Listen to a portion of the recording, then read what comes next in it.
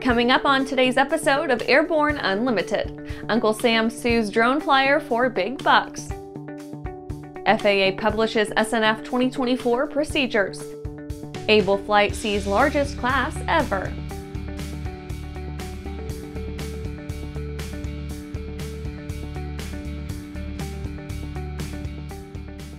Welcome to Airborne Unlimited. I'm your host, Holland Lee. Let's get into today's stories. Uncle Sam sues drone flyer for big bucks. A U.S. Attorney, Jacqueline C. Romero, is hitting the media with the announcement that she has filed a complaint in U.S. District Court against Michael DiCiurcio of Philadelphia, Pennsylvania. In this complaint, the United States alleges that DiCiurcio operated drones, quote, unlawfully and unsafely in the Philadelphia area between at least December 2019 to the present in violation of FAA requirements, end quote. The United States alleges that DiCiurcio operated flights at night in close proximity to the William Penn statue, PSFS building, and the Liberty One building. On one occasion, Romero reports that the SUAS almost struck a church steeple during flight. The United States alleges that during certain flights, DiCiurcio improperly operated the SUAS inside of controlled airspace near the Philadelphia International Airport over people and cars, and in at least one instance lost control of the SUAS, causing it to fly uncontrolled over Philadelphia. The FAA has warned DiCiurcio in writing and provided him with counseling and education regarding requirements for safe operations of an SUAS under the FARs. The United States alleges that DiCiurcio nonetheless has continued to operate SUASs illegally and in a careless or reckless manner that endangers others. The United States seeks substantial civil penalties, apparently in the neighborhood of $200,000, and an injunction to prevent additional illegal conduct. And after the break, Intuitive Machines launches to the moon. Well, hello, fellow pilot. I'm John King. And I'm Martha King. You know, we've all had our flying lives disrupted lately. Well, King Schools is here to help you stay up to date with courses that you can access on your desktop, iPad, or iPhone. If you'd like a refresher or just want to expand your aviation horizons, we have a course for you. So head over to kingschools.com/rusty today for details.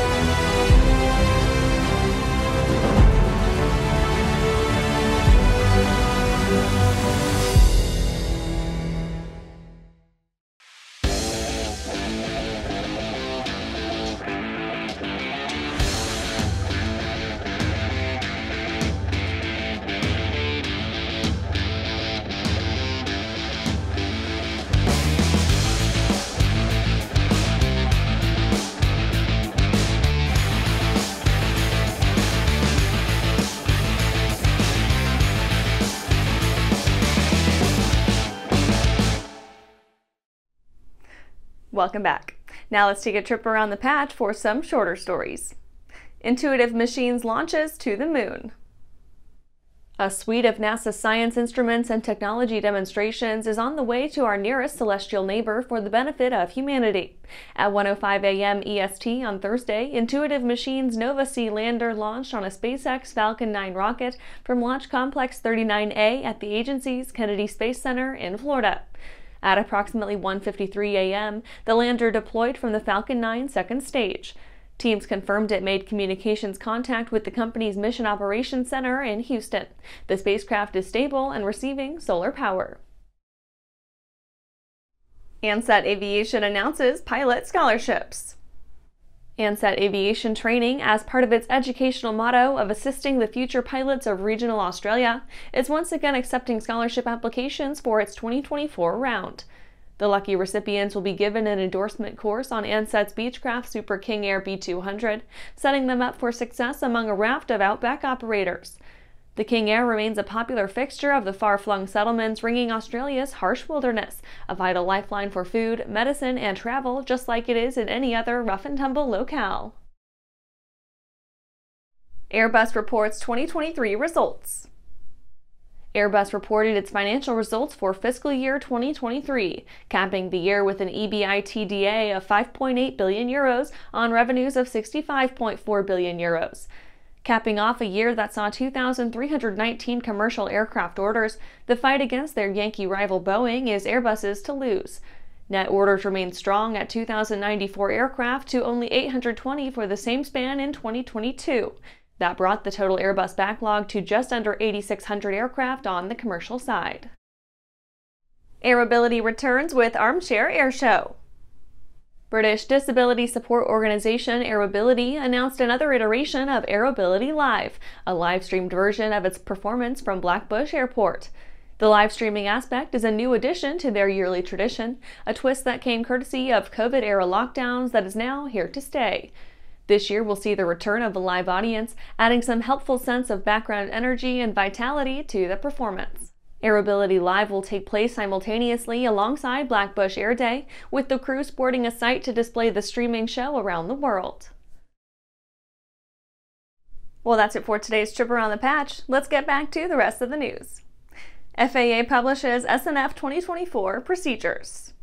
The FAA has published the notice and pre-flight info for this year's Fun Aerospace Expo, getting aviators ready for a jaunt down to Lakeland, Florida. The notice establishes arrival and departure procedures from April 8th to the 14th. To ensure clear and concise communications with ATC, the FAA says pilots should carry a copy of the notice aboard their aircraft at all times. Daily air shows will preclude arrival traffic until approximately 45 minutes after they finish, and the airport is fully closed after the night show. VFR folks planning on activating an IFR flight plan or flight following in the Central Florida area should defer to published procedures. If weather descends down near marginal VFR visibilities, the FAA recommends that pilots file IFR from their point of departure and get their clearance and departure releases on the ground. Given the volume and complexity of so many aircraft, approach centers in Tampa, Orlando, and Jacksonville can't promise they will reliably issue a pickup IFR clearance in the air. Perhaps more unusually for those who aren't accustomed to jumping into the fray of a large-scale fly-in, flagmen and radio frequencies are quite likely to make an appearance once again. Monitor-only frequencies established in the pipeline towards Lakeland can help organize and sort inbound traffic. After these messages, Able Flight sees largest class ever. I think it's a very important thing to share the joy and love of flying. Our customers fly to remote places. They use our products to go places that are difficult to get to. Hertz has been an excellent partner for Whip Air, just in terms of your product support, as well as keeping an eye on the market and developing new products that meet demands. And it is that shared experience and the joy of flying that brings us all back and charges all of our batteries up. For over 30 years, the massive Sport Plane Resource Guide has provided expert, credible information, evaluations, and critical analysis of all that the sport aviation world has to offer. The all-new digital Sport Plane Resource Guide is coming with extensive multimedia features that are constantly updated, an even more comprehensive online guide to all things sport aviation. Available soon. www.sportplane.com.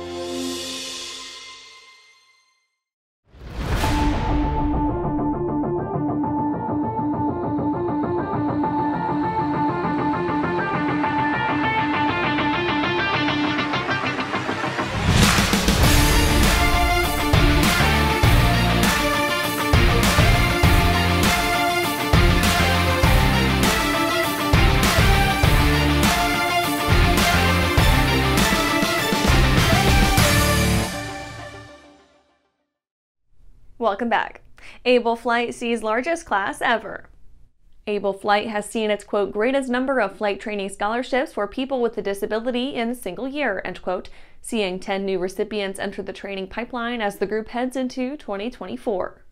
The class of 2024 will now be on their way to one of Able Flight's 2 training locations for a 2-month training program.